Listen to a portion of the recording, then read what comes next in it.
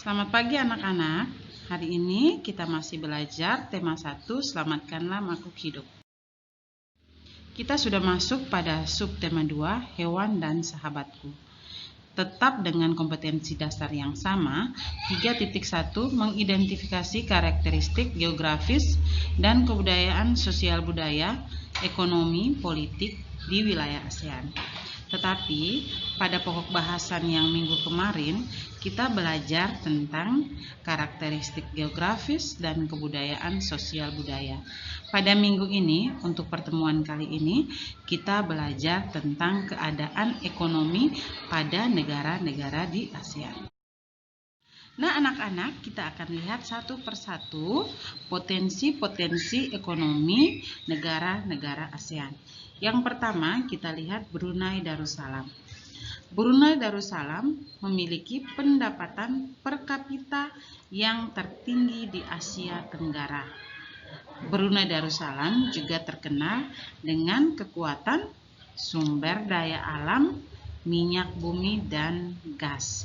Anak-anak bisa melihat gambar di atas, itu adalah gambar perusahaan yang mengelola minyak bumi. Nah, negara yang kedua adalah Indonesia. Anak-anak tahu bahwa Indonesia memiliki 5 pulau besar dan ribuan pulau-pulau kecil.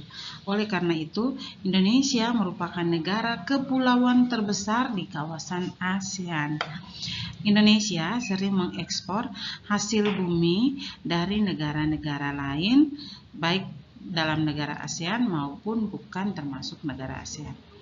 Nah, hasil-hasil pertanian di Indonesia banyak sekali anak-anak, seperti tapioka, karet, kopi, kelapa sawit, tembakau, ikan tuna, udang, dan teh juga diekspor ke negara lain. Jadi selain kita mengimpor hasil bumi dari negara lain, Indonesia pun mengimpor hasil-hasil pertanian ke negara lain. Nah, keindahan alam Indonesia sangat banyak yang merupakan daya tarik yang menjadi sumber devisa bagi negara. Nah anak-anak, negara yang ketiga adalah Malaysia. Malaysia ini adalah negara penghasil biji timah terbesar di dunia. Anak-anak bayangkan, di dunia, bukan hanya sebatas di negara-negara ASEAN saja. Nah, di sini Malaysia termasuk dalam perdagangan internasional. Malaysia memiliki kegiatan ekonomi yang mengalami pertumbuhan tercepat. Malaysia sering mengekspor peralatan elektronik, minyak, dan gas bumi ke negara lain. Produk dari kayu seperti minyak sawit, karet, tekstil, sepatu, dan bahan-bahan kimia juga diperdagangkan di dunia internasional. Negara yang berikut adalah Filipina. Komoditas ekspor Filipina adalah gula, kopra, kayu, nanas, dan biji tembaga. Mata pencaharian sebagian besar penduduk Filipina adalah bidang pertanian, pertambangan, dan industri. Negara yang kelima adalah Kamboja. Di Kamboja mengalir sebuah sungai yang namanya Sungai Mekong, sehingga daerah sekitaran Sungai Mekong menjadi daerah yang sangat subur. Oleh karena itu, negara Kamboja memiliki hasil pertanian yang cukup besar. Contoh hasil-hasil pertanian adalah padi dan karet. Negara yang keenam anak-anak adalah Myanmar.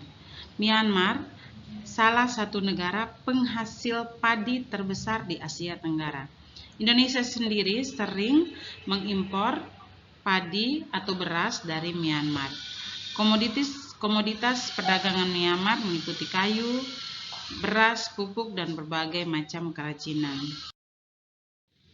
Negara yang ketujuh anak-anak adalah Vietnam. Seperti negara-negara lainnya di wilayah Asia Tenggara, Vietnam juga sebagian penduduknya bermata pencarian sebagai petani, dan industri di Vietnam meliputi tekstil, semen, pupuk, kaca, dan ban. Pertambangan di Vietnam menghasilkan emas, biji besi, timah, gamping, fosfat, tungsten, dan seng. Hasil hutannya adalah bambu, kina, kayu, dan kayu manis. Di Laos, sebagian penduduknya bermata pencarian sebagai petani, sehingga banyak menghasilkan beras, jagung, tembakau, jeruk, dan kopi. Negara yang ke-9 adalah Singapura. Singapura merupakan negara paling maju di kawasan ASEAN. Kenapa anak-anak? Karena letak Singapura sangat strategis sehingga Singapura menjadi negara transit teramai di Asia.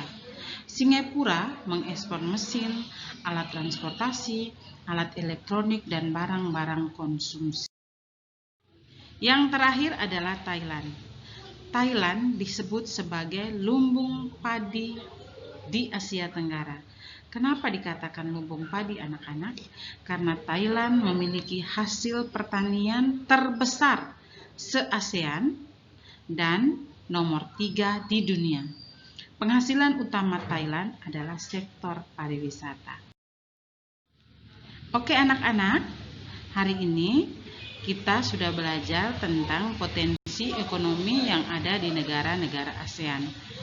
Ibu harap anak-anak bisa menyimaknya dengan baik, dapat memahami kegiatan-kegiatan ekonomi yang ada di negara-negara di ASEAN.